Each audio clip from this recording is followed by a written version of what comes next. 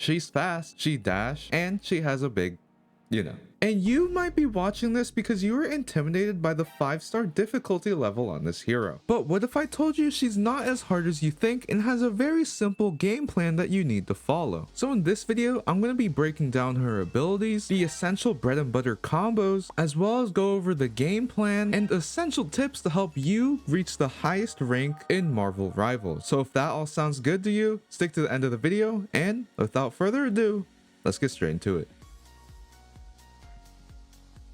Now the first thing you're going to want to buy is her booty skin. With this skin, you get a 10% buff to visuals, and it's pretty cool. But the actual first ability we're going to go over is her primary fire, being the psionic crossbow. This shoots in a triangle pattern and shoots 2 bursts at a time. Now the closer that you are, this triangle pattern isn't as relevant, as it's more of a shotgun at that point, with each round doing 12 damage and having fall off damage begin at 15 meters up to a 60% decrease in damage at 30. Because of this unique pattern, if you're at a medium distance, I would say that aiming at the people's chest is best, because the top part of the spread pattern will hit their head, giving you a free crit on top, and the other 3 parts of the spread will hit the body, whereas aiming at the head will make the other parts of the shot miss. Now I would also like to mention that her primary fire reduces the ability of all of her cooldowns. But moving on to the next one, we have the wing shurikens. Now this is probably one of the most important parts of her kit, since this is where you're going to get a lot of the burst damage and the one-shot combo that I'll be teaching you a bit later. Now these shurikens shoot in an X pattern, having 5 projectiles in total, and you have 3 seconds to recall these back to your crosshair's position. Not only that, but each projectile that hits will give you 10 bonus health per round, giving 50 bonus health per burst in total. Now this also has a very unique interaction with the next ability, being the Psy Blade dash. She can hold up to 2 charges of these dashes, as well as doing 50 damage each. The dashes can go up to a max distance of 12 meters, but if you're aiming up in dash, you will actually carry some momentum over, and I would say realistically it's more like 20 meters. And the unique thing about this dash is that if you use your wing shurikens, they will automatically recall back to you instead of needing to right click manually. So you can use this to shorten a combo that I will mention later in the video. But now let's move on to the next ability, being Psychic Stealth. This ability is on a long 15-second cooldown, but it doesn't really matter because of the passive I mentioned earlier. You can stay invisible for 3 seconds, but if you are hit during this invis, you'll be revealed very briefly. You also get a 50% movement boost as well. Now her ultimate being Dance of the Butterfly. This circle has a 10-meter radius with a 4-second duration. You get 2 hits per second, being 8 in total, with each hit doing 150 damage. But the way that this ult works is that PSYLOCKE will slash a random enemy, but only giving priority to the one who has been hit the least. This means that having less people in your circle will actually benefit you a lot more. This can also apply in real life. I'll get into detail why a bit more later, but lastly I want to go over her team up ability with magic, being Psionic Disc. Now Black Panther also gets this team up ability, but when teamed up with magic, she basically gets a Tracer recall from Overwatch, which will go back in time for 5 seconds, and she will gain bonus health equal to 50% of the damage taken. But now that I've gone over every single ability that she has, let me show you the essential combo to help you win in the match.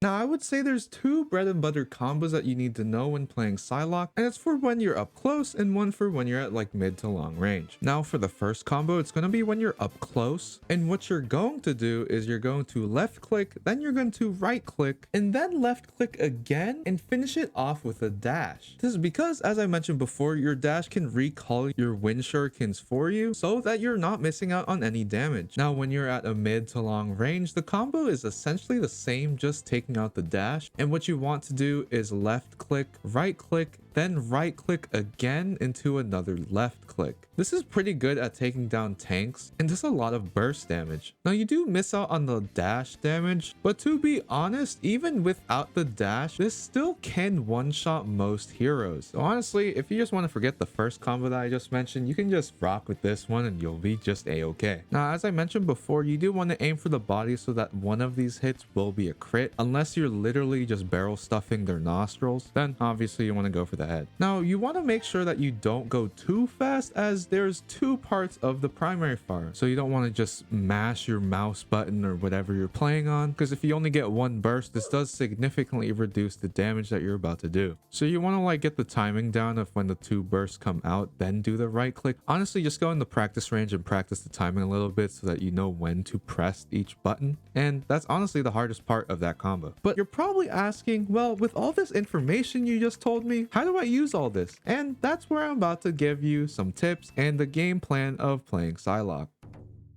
Now, PSYLOCKE is a flanker as well as an assassin. The difference between her and someone like Black Panther is that she has a very good primary fire, so she can take down those pesky Namor turrets as well as Penny Parker traps, while also being at a safe distance. What you want to be doing on PSYLOCKE is be taking off angles, and what I mean by that is you don't want to stand behind your tank and just poke all day behind the shield. You want to go off to the side and try to create another point of pressure on the enemy. So this puts the enemy in a predicament of either choosing your team to fight or you. And when you see a moment of opportunity where they choose your team, you can go invisible and set up a one-shot combo that I mentioned before to assassinate someone like a healer or a DPS. And even if you don't manage to get the one-shot off, you have 2 dashes, which can help you get away very safely. A tip in 1v1s that I like to do is that if an enemy hits me a little bit and they're really horny to kill me, you can go invisible around the corner and kind of just wait around there until they swing, and this will high-key put them in a checkmate situation where if they push me, they're gonna overextend, or they just leave me alone. And if they choose not to leave you alone, you can just set up your one-shot combo right into their face, and it should be a free kill. Then after that, you can farm off the tanks to get all your abilities back, and you just want to repeat the cycle over and over again until you can get these one-shot combos off. And one tip I would like to mention is that eventually when you get your ultimate, you never want to ult into the entire enemy team. I would say the magic number when using PSYLOCKE ult has to be around 2, or even solo ulting an important target is very valuable because this ultimate prioritizes the one who has been hit the least. If you have one person in there, it's going to hit them twice in a row. Or if you have even 2 people and one of them is a tank, after you kill a squishy in there, all of the hits are going to burn the tank inside of your circle. I would also say a very nice tip is that you can prime the target before you start ulting so that the ult will just insta one-shot whoever and it will be less reactable. Now, I do want to keep in mind that there is a vulnerability window when you pop your ult, so I would say you either want to drop on someone with the ultimate or go invisible first and then pop it so that the enemy has less time to react to it. And honestly, that's really it. You poke, look for an opportunity, invis, try the combo, hit it or don't, you dash out and do it all over again by farming the tanks or just poking to get your abilities all back. And with that, we've reached the end of the video. If you enjoyed this guide or learned something new, please feel free to like, sub, and share. This really helps me out a lot as I want to put out a ton of high quality Marvel Rivals guides so that you can become the best at whatever hero that you want. And if you enjoyed this one, you might like my Black Panther and Iron Fist guide. Let me know in the comments if I smell funny or tell me what guide you want to see next. And as always, take care of yourself, take care of each other.